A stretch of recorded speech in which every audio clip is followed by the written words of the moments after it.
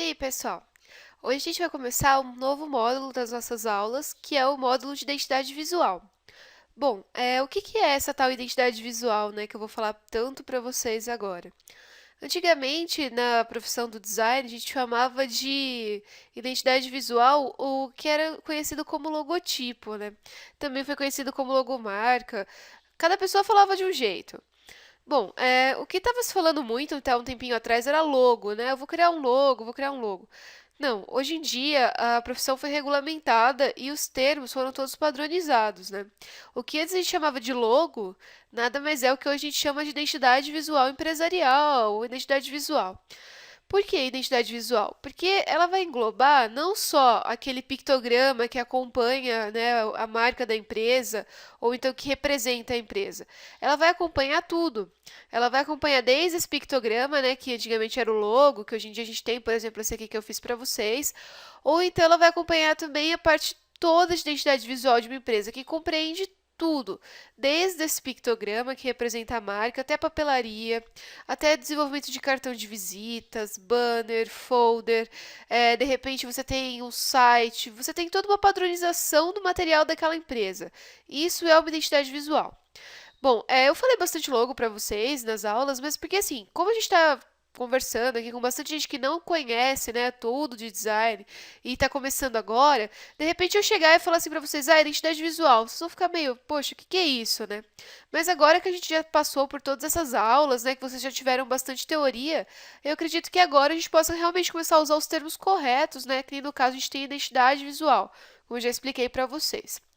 Bom, esse módulo ele vai vir para mostrar para vocês que qualquer pessoa que se disponha, né, a fazer e tenha o conhecimento disso consegue fazer uma identidade visual. Não estou dizendo que isso não deva ser trabalho para os designers. Sim, isso é trabalho dos designers. Mas o que eu digo é que qualquer designer que se dispõe a fazer consegue. Porque assim, muita gente fala: eu não vou partir para essa área de identidade visual porque eu não sei desenhar. Ou então porque, isso daí é uma coisa que às vezes as pessoas pagam muito barato, não é valorizado. Não, gente. Isso é muito valorizado. É que às vezes você fala assim, não parece ter tanto valor. Mas se uma empresa está a fim de investir numa marca que vai solidificar ela no mercado, ela vai sim pagar para uma pessoa fazer uma boa identidade visual para ela. E assim, gente, identidade visual, mesmo você não sabendo desenhar perfeitamente, você consegue fazer. Então, assim, ela é legal porque nesse ponto, realmente, qualquer pessoa consegue fazer. Basta ter o conhecimento. Mas eu volto a falar para vocês, nada substitui o curso universitário. Não é porque eu vou ensinar essa parte para vocês que isso vai substituir, que vocês vão conseguir trabalhar por aí fazendo identidade visual como uma pessoa que já é graduada em design. Não, isso não é legal de se fazer. É legal que vocês já tenham esse conhecimento para na hora que vocês chegarem lá no curso superior, ou então que já está fazendo ou já fez, pega para dar uma relembrada, para dar uma praticada. Não é para substituir nada que está sendo ensinado lá, tá bom? Bom, eu vou começar falando para vocês dos princípios básicos da identidade visual e como que vocês vão fazer para desenvolver essa identidade. Depois, eu vou passar para vocês como que vocês vão realmente fazer essa identidade visual, como que vocês vão produzir. Desde já eu digo que é legal, eu estou até com a tela aqui aberta, esse programa aqui é o Adobe Illustrator, e assim, toda a identidade visual a gente vai desenvolver nele. Por quê? Mais pra frente eu vou falar para vocês os porquês certinhos, mas basicamente, porque a gente precisa ter um vetor. Isso aqui, ó, é um vetor.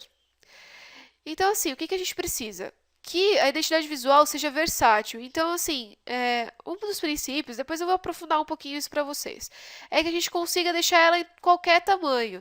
E isso a gente só consegue sem essa perda de qualidade com os vetores, tá vendo?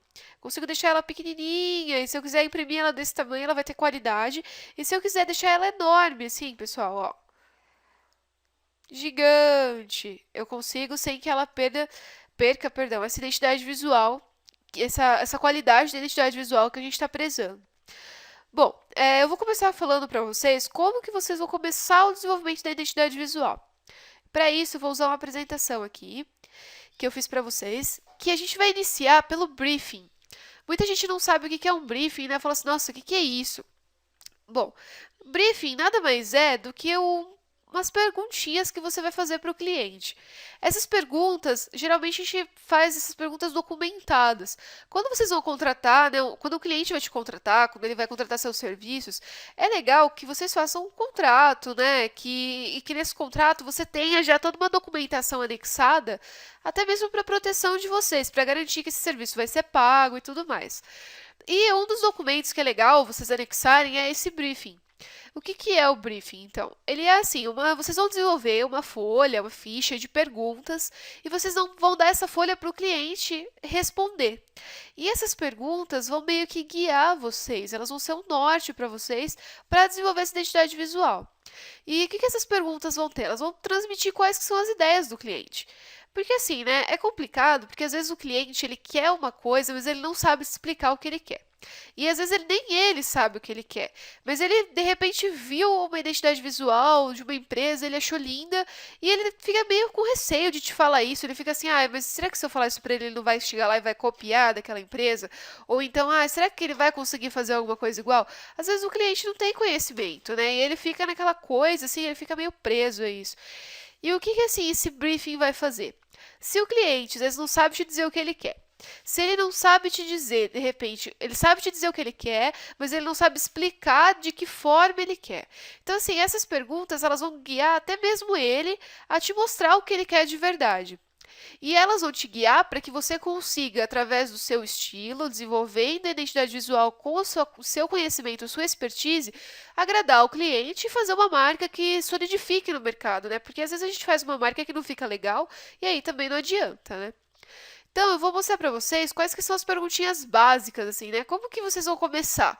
Vamos lá, eu vou mostrar para vocês o que que são as questões. Essas questões, se vocês quiserem montar, de repente, um documento e passar para o cliente, para ele responder e depois imprimir isso, pedir para ele assinar, falar assim, olha, esse aqui é o briefing oficial.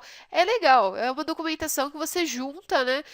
E assim, você tendo tudo documentado, as chances, né, do seu projeto não dar certo, elas começam a diminuir. Então, assim, é interessante realmente vocês se focarem um pouquinho nisso, principalmente no começo.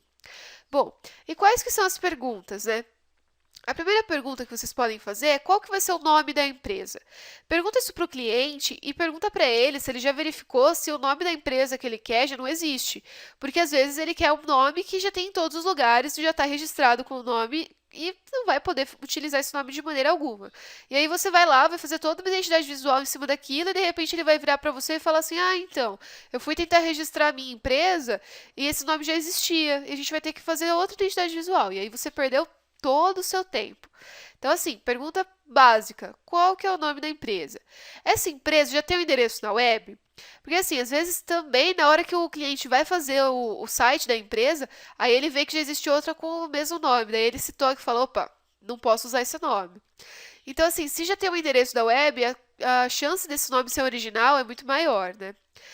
Você quer que o cliente, né, quer que a URL, que é o endereço do site, esteja na identidade visual? Você quer que junto com o pictograma, junto com o slogan, apareça o site da sua empresa? Isso também vai ser legal para vocês estruturarem o desenho, né, da identidade visual. Continuando, haverá um slogan que acompanhará o pictograma? Por exemplo, você tem, sei lá, bolinhos da vovó, quentinho sempre. Bolinhos da vovó seria a marca, né? Seria a identidade visual. Quentinho sempre seria o slogan.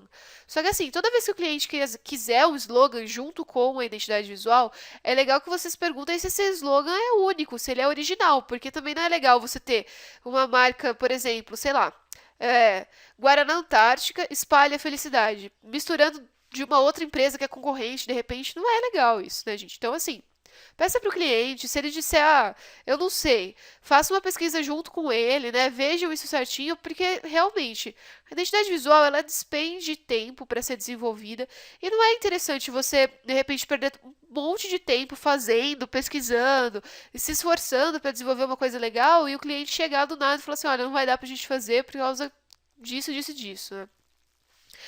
E qual que será o esquema de cores, né? Essa pergunta é legal para que você direcione o foco da empresa. De repente o cliente fala assim: "Ah, eu imaginei que isso daqui fosse ser, sei lá, rosa, roxo e vermelho".